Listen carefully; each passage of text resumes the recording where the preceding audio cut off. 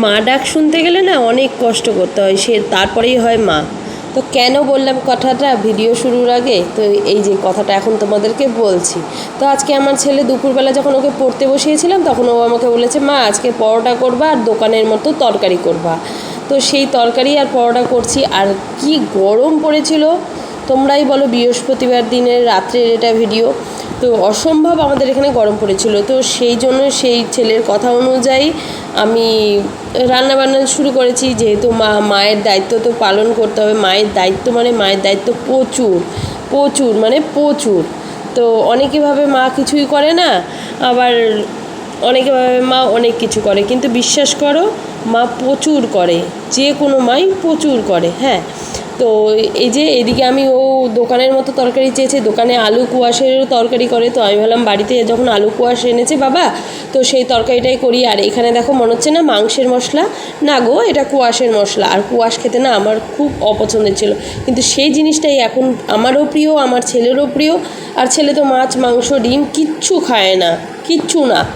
তো ছেলে সবজিটাও খায় না, কিন্তু এটা না খেয়েছিল, এটা দিয়ে পরোটাটা খেয়েছিল আর বলেছিল মা দারুণ হয়েছে। ও ভাত ছিল, ভাত খেলো না, তো এটা দিয়ে খেলো আর বললো মা দারুণ হয়েছে, দারুণ হয়েছে। ও আবার দেখাচ্ছে বাও বাও করে, যেইভাবে দেখাই আমরা সেইভাবেও দেখাচ্ছে। তো যাই হোক, আমার রান্নাটা করা সার্থক হয়েছে যেহেতু ও খেয়েছে। তো এই দেখো এইভাবে করে কুয়াশ আলু তরকারি করলে না দারুণ খেতে লাগে। আর এইভাবে বলতে কি, আলু আর কুয়াশটাকে যেমন কুয়াশের তরকারি করবে তেমন করে করে নিয়ে কেটে নিবা। আর এই দেখো এতগুলো বাসন মাজলাম আমি রান্না করে টোরে নিয়ে।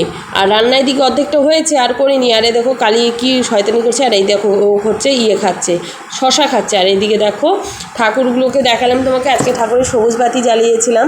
আর এই দেখো আমি এইভাবে পরোটাটা করি, আগে রুটিটাকে ছেঁকে নিই, ছেঁকে নিয়ে তারপরে অল্প তেল দিয়ে পরোটাটা ভাজি, কারণ বাচ্চা খাবে আমরাও খাবো। তেল খাওয়া তো একটু বেশি স্বাস্থ্যের পক্ষে ভালো না, সেই জন্য। আর রাত্রেবেলা যেহেতু ওই জন্য আমি করলাম।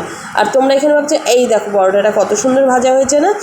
আর পরে না একটু একটু শক্ত হয়ে গেছিলো, কারণ এখানে না আটা আর ময়দা মিক্স আপ করে করেছিলাম। আর বেশিরভাগটাই ময়দা ছিল, আর বেশি ময়দা দিয়ে করলে না একটু শক্ত শক্ত হয়, কিন্তু আমার ছেলের খুব প্রিয়, সেই জন্য।